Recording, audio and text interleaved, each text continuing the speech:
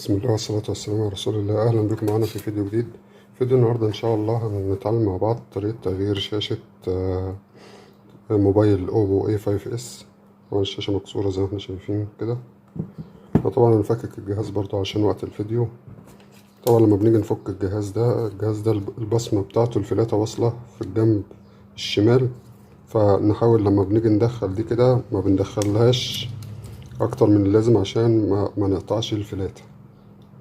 نحاول نلفها ونشتغل من الجنب الاتجاه العكسي، يعني الفلاتة بتاعته هنا اتجاه زرار الباور، ما نشتغلش جنبها خالص، نشتغل في الجنب العكسي.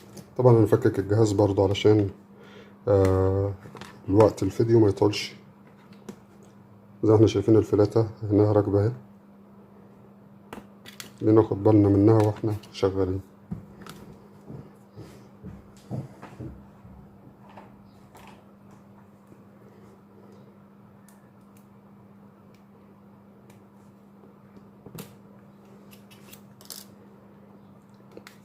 طبعا زي ما قلت هنفكك المسامير بتاعت الجهاز، بنمشي مع الفريم بتاعه كده واحدة واحدة بيطلع معانا.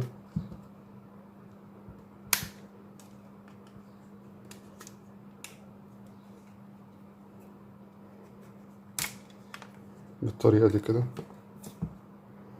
وبعد كده بنفصل سوكت البطارية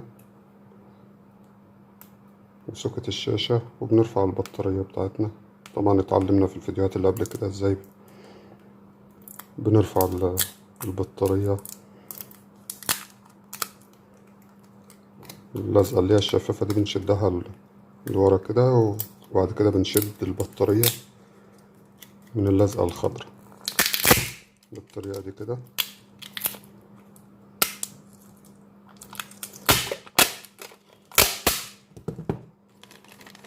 بعد ما بنطلعها بنرجع اللزقة تاني زي ما كانت، عشان لما نيجي نركب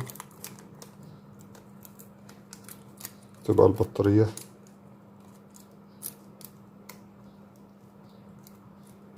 طبعا قلنا قبل كده البطارية لو اتعوجت بأي حاجة مدورة كده وبنمشيها عليها بترجع تاني زي ما كانت، مفيهاش أي مشاكل.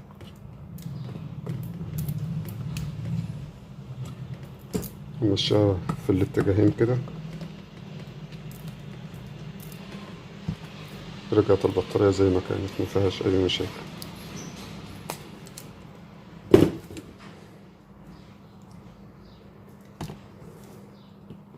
بعد كده بنرفع الفلاتة بتاعة الشاشة،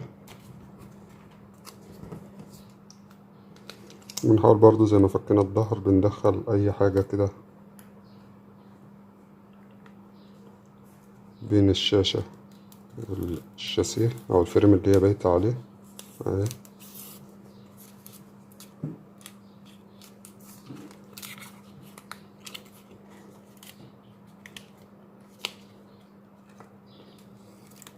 زي ما احنا شايفين الشاشة طلعت معانا بسهولة، بس ناخد بالنا قبل ما نرمي الشاشة بناخد الجزء اللي فوق ده والشبكة اللي فوق دي اللي هي بتاعة السماعة،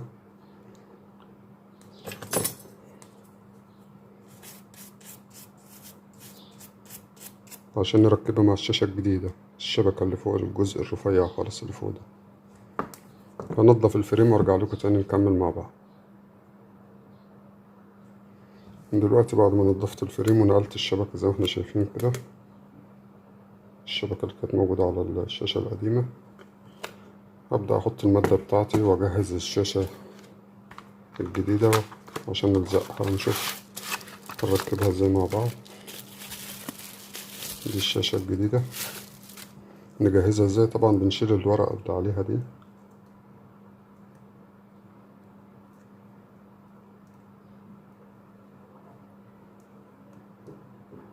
عشان لما نيجي نلزق ما تبقاش ظاهرة معانا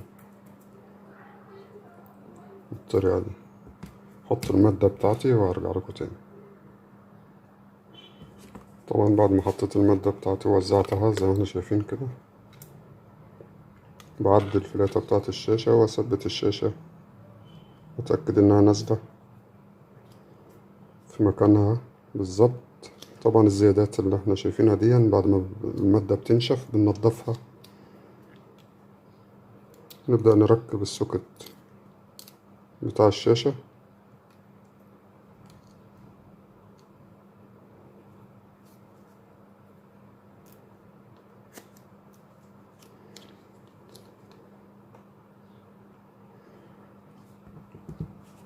وبعد كده ببدأ أقفل الجهاز بتاعي، أركب البطارية تاني في مكانها.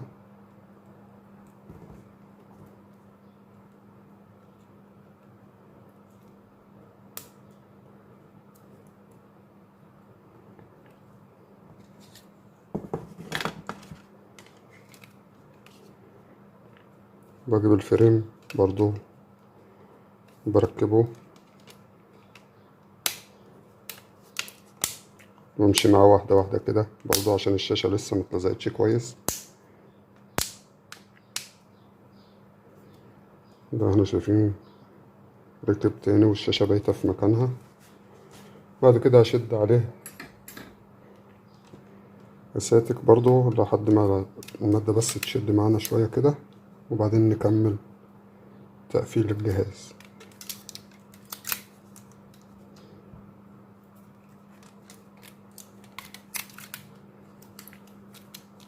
3 بالعرض كده و2 بالطول، ونسيب الجهاز شوية بس لما المادة تنشف، ونرجع نكمل مع بعض بالطريقة دي كده. نرجع نكمل مع بعض بعد المادة بتاعتنا ما تنشف. دلوقتي بعد المادة بتاعتنا ما نشفت وفكينا الأساتك، ركبنا السوكت بتاع البصمة. هنبدأ نحط المادة بتاعتنا برضو عشان نلزق الظهر، نوزعها بالطريقة دي كده.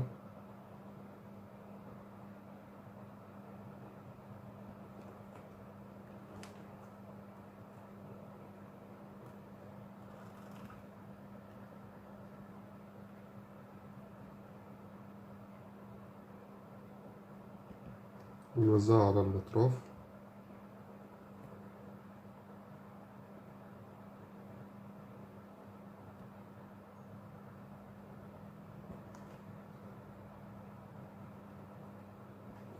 بالشكل ده كده. وبعد كده بنركب الظهر بتاعنا.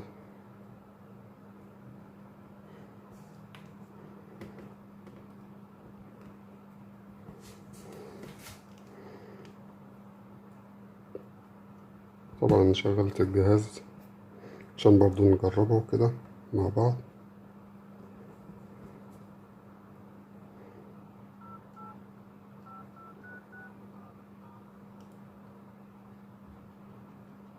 طبعا التاتش شغال تمام، كل حاجة تمام.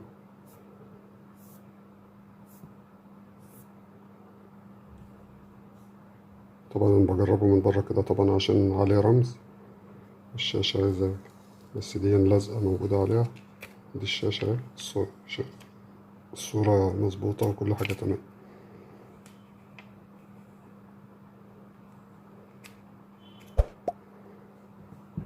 في النهاية بتمنى الفيديو يكون عجبكم وتكونوا استفدتوا منه. يا ريت لو الفيديو عجبك بتمنى تشترك في القناة وتفعل الجرس، ولنلقاء في فيديو جديد، والسلام عليكم ورحمة الله وبركاته.